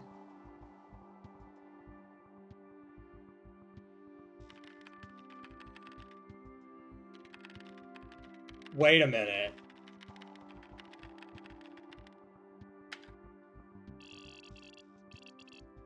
What? He's not doing what I think he's doing, is he? Pardon, barkeep, but have you seen how adorable those little rats are? You say. Why must you evict them? They can talk and everything. You suggest that maybe he could reach some sort of compromise with the rats. He's doing What do you diplomacy? think about your idea? I suppose I never tried talking to them. Tell you what, get those little hooligans to stop drowning in my ale barrels, and I consider this issue resolved. Steve is doing diplomacy. You head back downstairs to the basement. It's the same as earlier. Rats, barrels, and a cabinet.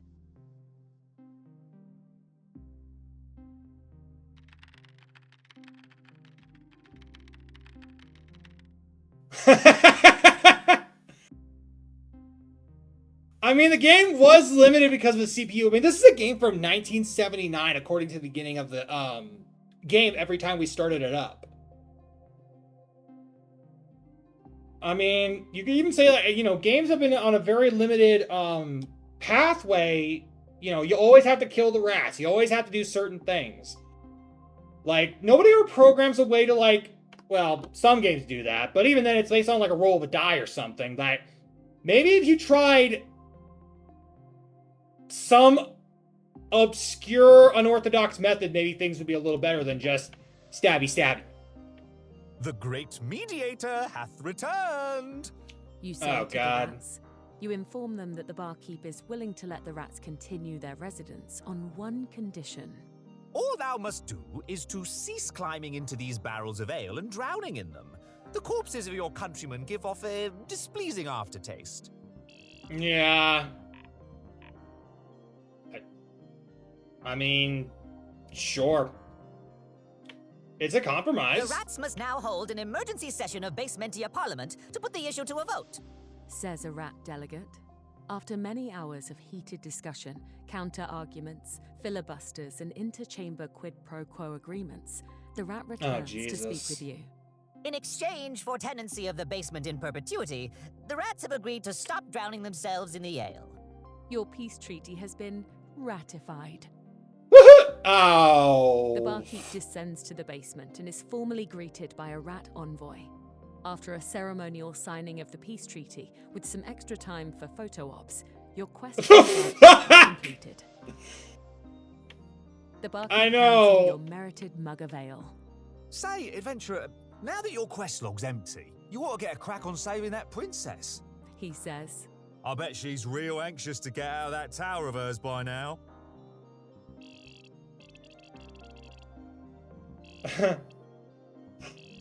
Oh, look at that.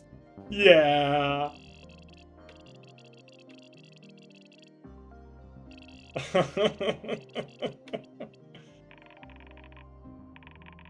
I'll tell my friends about it. You heard it. I want smiley faces in chat. I want smiley faces in chat. Or even on YouTube. I want smiley faces in YouTube comments. There's a secret passage in the cabinet.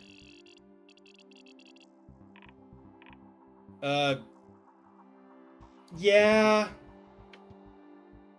The barkeep. It's not a visual game. We gotta, like, you know.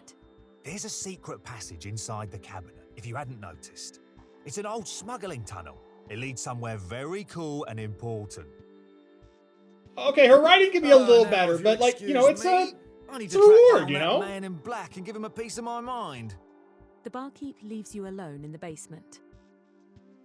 That barkeep ain't gonna live.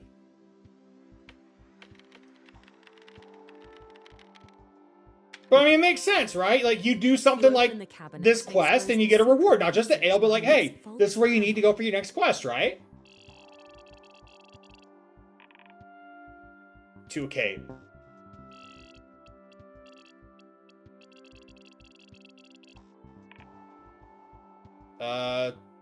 Why?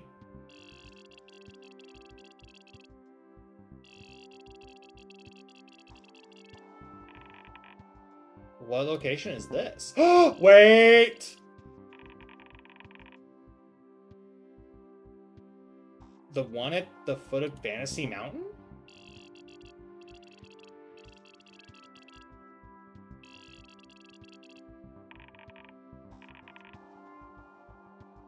Yeah, I was just thinking that's a dev room!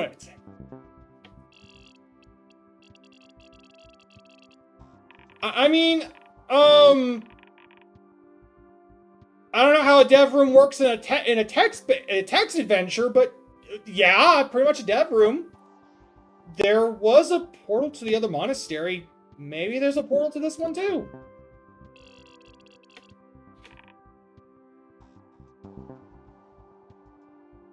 You head inside.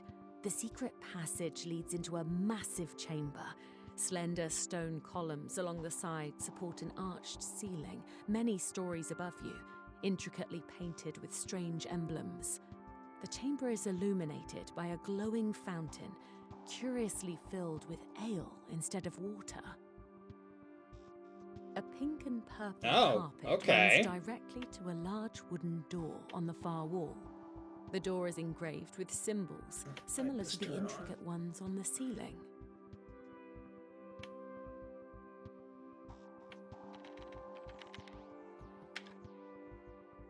You open up the door to find multicolored clouds swirling within. You step through the magic portal. This one's got the pride clouds too. You feel yourself grow weightless as you begin drifting through the prismatic abyss. A strange acceleration acting on your heart tugs the rest of your body with it, pulling you away faster and faster. You lose track of time and space as reality is substituted by this kaleidoscopic dream. Minutes pass, hours maybe. You can't be sure. You simply drift and drift and drift away until you awaken.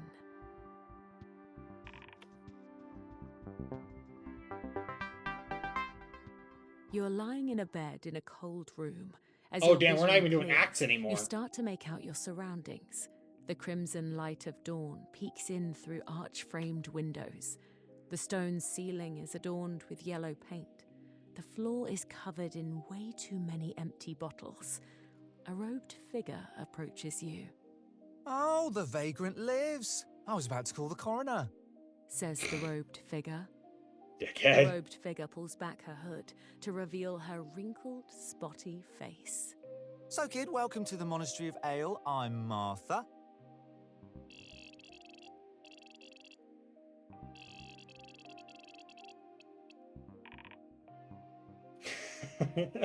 Okay, I do love that. That's a new thing. That's cute.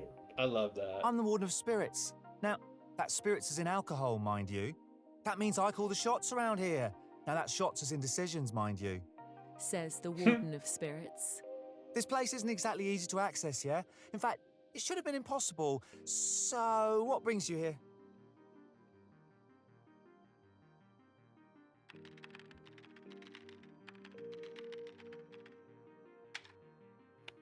I've heard tales of a monastery and its alchemical offerings. You say to the Warden of Spirits. Wouldst thou concoct for me a useful potion, perhaps?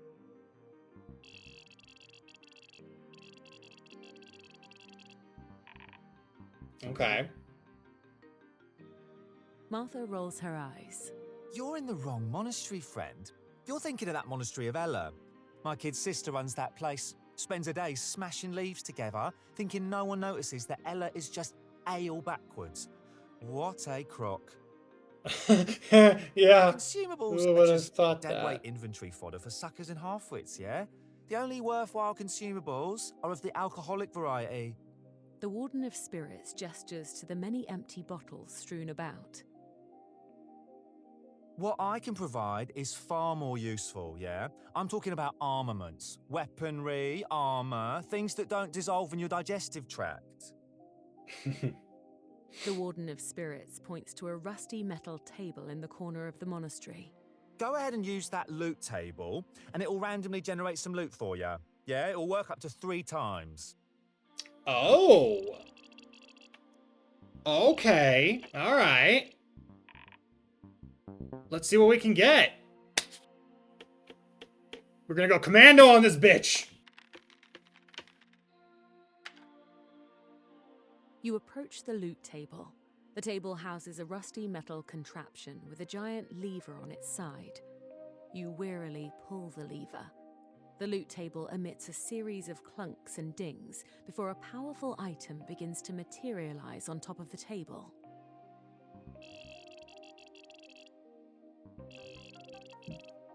Let's see.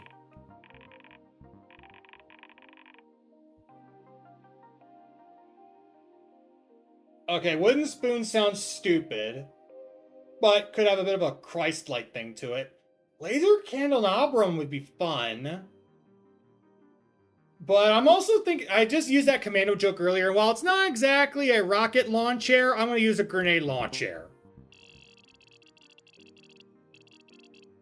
Yes, we are. You receive I mean, the first Ultimate had a spaceship. Launcher. Oh, wow! A noob tube! You say, Oh, thank you, loot table! This was the one thing I wanted more than anything else in the entire world! you familiarize yourself with the weapon's mechanics and load its spinning barrel with 40mm grenade cartridges, ready to atomize any creature you encounter. Yeah! No! You prime your grenade launcher and peer down the iron sight, shouting, Fire in the hole! You fucking jackass! In mind, you fire a grenade at a distant bookshelf. The round explodes with a chest-thumping boom, sending priceless tomes flying in every direction. The Warden of Spirits yelps and cowers as smoke and ancient lore rain down from above. This is why we don't have nice things, Steve. What the hell?! Martha dusts herself off and begins picking up smouldering bits of parchment from the floor. That would be the grenade launcher, I presume. Majestic, isn't it? Powerful. Anachronistic, sure, but its raw firepower can silence the naysayers. Yeah, but doesn't seem like Martha minds. It's like, oh yeah, that happened. You again pull the giant lever on the side of the loot table, which causes a powerful item to materialize in front of you. Okay. Okay, armor, yeah. Let's see. Grandmother's hand-knit sweater!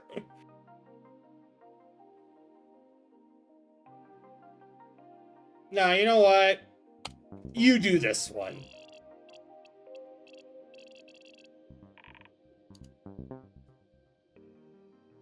You receive an exquisite set of full bright chainmail. As you examine the delicate handiwork of your new armor, you notice that your fingers cast no shadow upon it. The chainmail is imbued with a magical radiance that abjures any and all darkness, appearing at full brightness in even the gloomiest of environs. Nice. Is that I a know, set of she's full funny. bright chainmail, I see. Says the Warden of Spirits. A wonderful antiquity originating from the fairy dimension, the likes of which can never be created again due to recent reforms in fairy labour law. I will say, though, those little fairy kids, they can make some real intricate stuff with their tiny little fairy fingers, can't they? Though it may be best not to think about how it originated from an interdimensional sweatshop. Let the fairy lawsuit settle that, yeah? Just focus on how nimble you'll be without any pesky shading slowing you down. Impossible to rend or to render. Dry clean only. God. Alright, last one. Last pull. Here we go. You roll the loot table on your final allotted attempt. What could possibly top the powerful magical items I've already received? You say, Oh, I hope it's a girlfriend. That would fix me.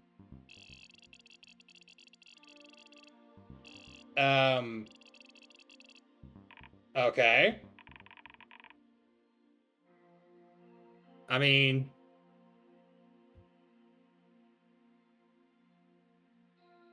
good luck to you, Wendell.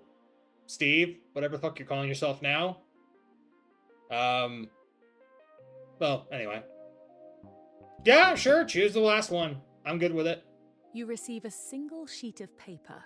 It's a note from Mother. The Warden of Spirits looks as confused as you are. What?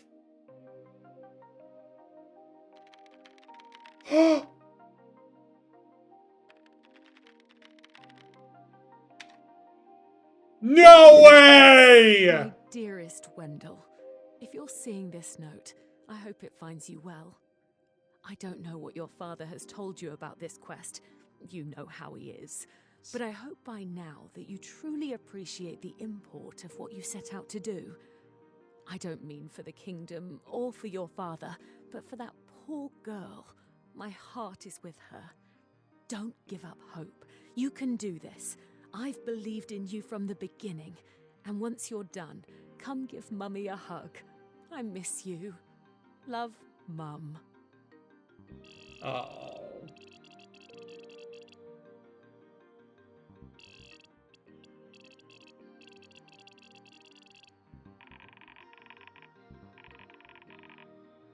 Character development is important too. Come on, anybody who... I know, right? Like, if that does not give us any fucking motivation to kick this son of a bitch's ass, I don't know what will. Tears swell within your eyes. Don't worry. I'll make you proud, Mum. Looks like you're fully kitted out. Says the Warden of Spirits. Soon you'll be on your way. Last chance to ask me any questions?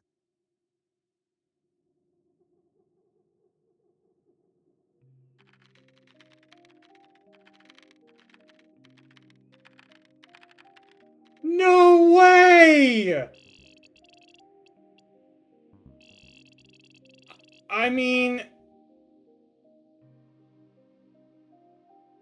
We are in a dev room, right? Oh. Can you guys hold on for just a moment? I gotta go take care of something out there. I'll be right back.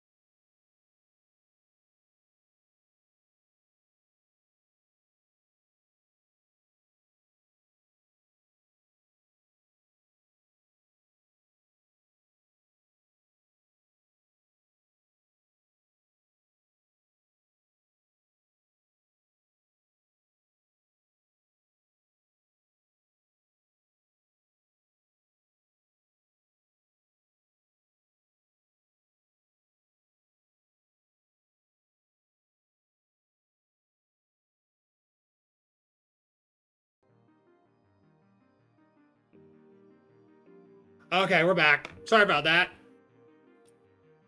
Had some commotion outside the room, and we had to go take care of some stuff, so I think we're good now, though my camera is starting to act a little funky. Okay, that's okay. I think we can handle it. I should probably upgrade my cam. I probably should upgrade this thing. Because I know Droidcam has like a 60 frames thing.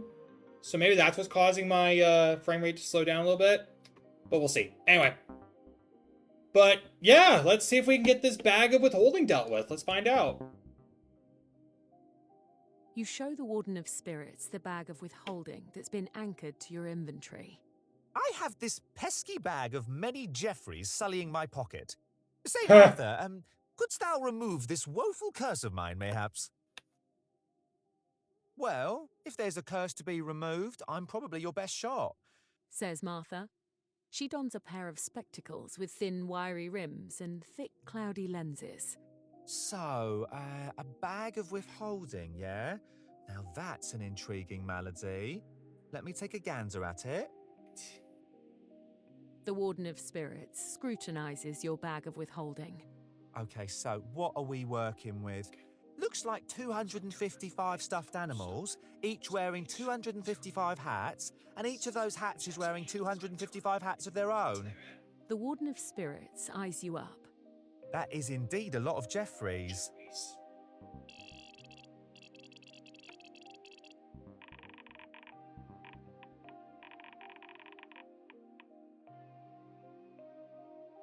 Oh, okay. This is a big decision. I mean, if we had control of the if we had the control of the CPU back, maybe we could find a way to get those two to work together? But at the same time, you know, we have the princess take control of this whole game, and it become a fight between her and the dragon itself. That's a question. Because, I mean, without the CPU, we technically don't really have a game.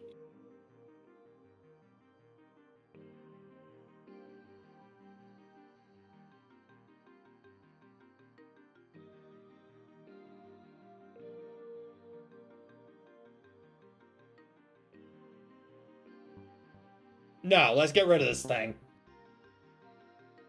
This is a hard one. Impossibly hard, but hardly impossible, says Martha.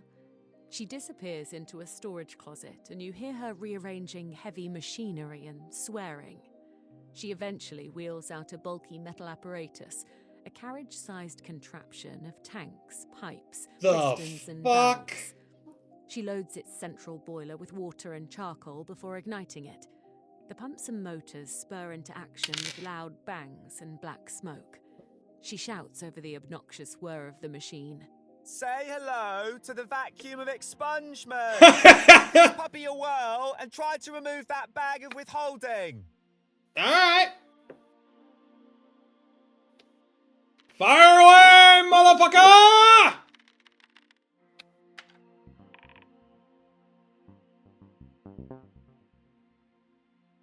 You step up to the vacuum of expungement, surveying its unlabeled levers and hand wheels. Warden of Spirits, thou shalt explain unto me how one might use this doohickey. You say.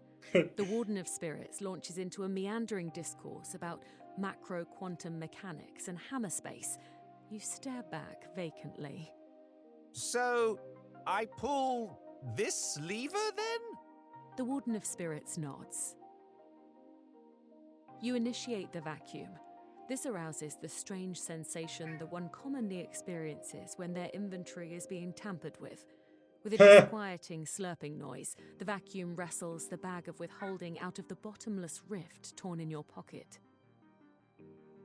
Bag of withholding was destroyed. I'm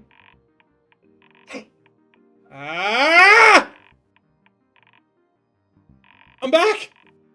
Whatever you did, it worked! We have company.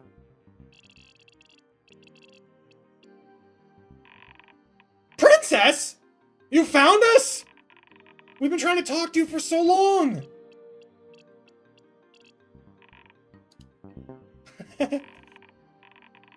Where are we? Monastery of Ale? I've never seen this location before. You know what? And I think we all love it. This whole Monastery of Ale. We managed to get rid of the bag of withholding. The Warden of Spirits? That lame monk lady? No, this is like her secret sister. I say, you guys have been busy. Things are going great, actually. That's a relief. Truth be told, things are still an absolute mess on the back end. To put it simply, my memory got overwhelmed like a tsunami. Now I'm left with all the dregs and the debris.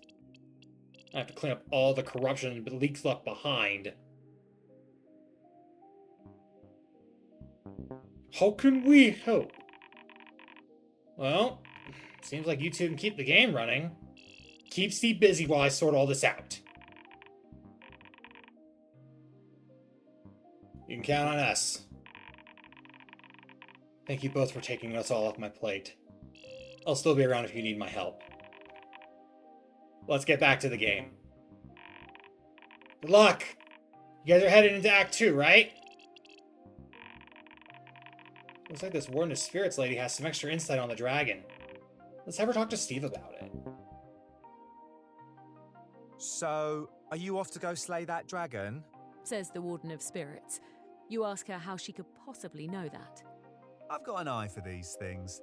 Listen up, I'm going to tell you something I don't tell the others. I hope you'll forgive me. I'm going to break kayfabe here for a second. Says the Warden of Spirits. Everyone you've ever met has something called a template. When people die, they don't disappear forever. A part of them, is still stored in that template. They can be brought back to life with a snap of the fingers using that template as a reference. The dragon is very clever. He's one of the few people that know about templates, and he knows that they can bring him back to life. He's been stacking the deck in his favor. He's been creating duplicates of his template and stashing them.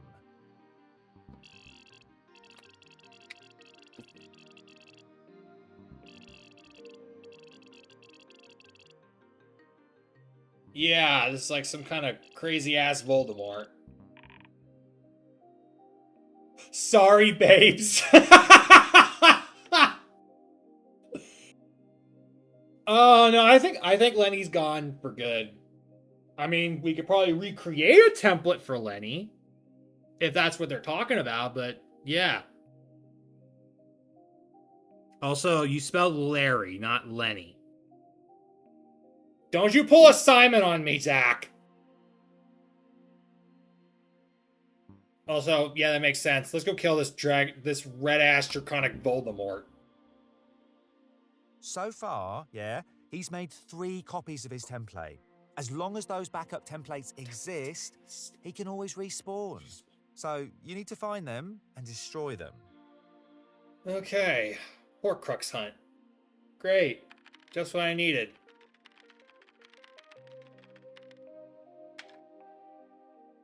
You ask the Warden of Spirits how you can find the dragon's hidden templates. There are certain rules about which locations the dragon can access. Specifically, he can only dig his claws in somewhere when you, yourself, are in that location. Ergo, you'll only find templates in places you've been before, even the ones you don't remember visiting. Yeah, because it seems like we're going to be getting near the final act. Sign the dragon was stashing a template. Aha! So that's what those were. Well, at least we know where to look. Do we? Yeah, this story just got real fucking serious. But considering we are going to be jumping into Act 2, I think we'll probably use the end of this as the stop for, today, and then the next time we play TavernQuest, we'll go right to these little Horcrux hunts. Oh, is it from because of earlier, right? I'm sorry to hear you feeling drained, hon. Steps. However, that dragon will be trying to follow you. Luckily for you, there's a means of getting around where the dragon Okay. can't see you. Remember that void you were in, yeah? The void is an omnipresent limbo that exists in the gaps between everywhere else. So, if you know what you're doing, the void can be used to reach anywhere you want to be, like a secret utility corridor. You need to embrace the void. Okay, let's assume you figured out the void and you reached the place you want, yeah? Now what? Well, like I said, every soul has their template attached to them. The dragon has to attach his extra templates to other souls, like a parasite. So, you gotta find those infected souls and kill them. Then you can retrieve the implanted dragon template and destroy it. I'm sorry, hon. This sounds like you got a whole lot on your plate. It's just not. I don't know what else. Once I get this done, I can probably talk to you a bit more after this. Yeah, I mean, pretty much. That's pretty much what you gotta do. You ask the Warden of Spirits if violence truly is the answer. There's no need for apprehension. I'm telling you, you can murder whomever you want, and it means absolutely nothing. All of these creatures you encounter, they were designed to die. And when they do, they'll eventually regenerate. If not for you, then for somebody else. That's the whole point of having templates. The Warden of Spirits looks at you intently. Destroy the 3 copies he made of his template, then destroy his original template after you slay him. Got it? Oh. Oh, yeah. You ask her if she knows the best way to slay the dragon. My advice, kid, don't let him fly around so much. Find a way to ground the sucker. She says, Look, I'll tell you what, I'll have a look into dragon slaying techniques, and I'll get back to you if I find anything useful.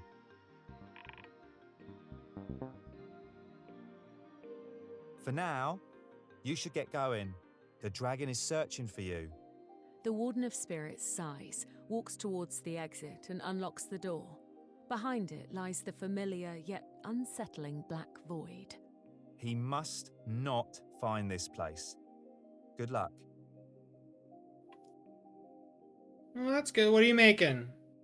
What you making, Fotia? You once again take a deep breath to reassure yourself.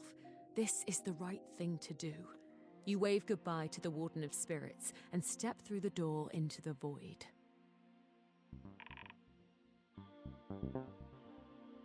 I think... Act 2, The Void. And right there... Did it just save? Like, save? Okay.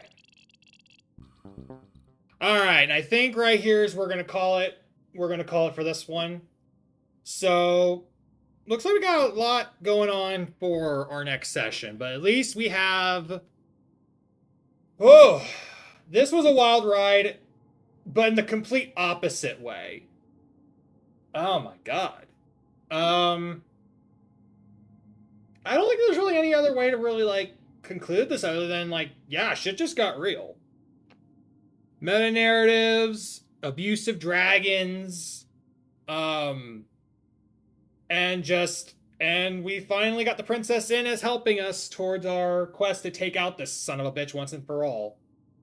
So, yeah, hopefully next week we can finish this up, but in the meantime, thank you guys for watching the stream today, or for any of them that are watching the VOD on YouTube, thank you very much for watching. I will see you guys next time. You guys have a wonderful day and a good something or other. Goodbye.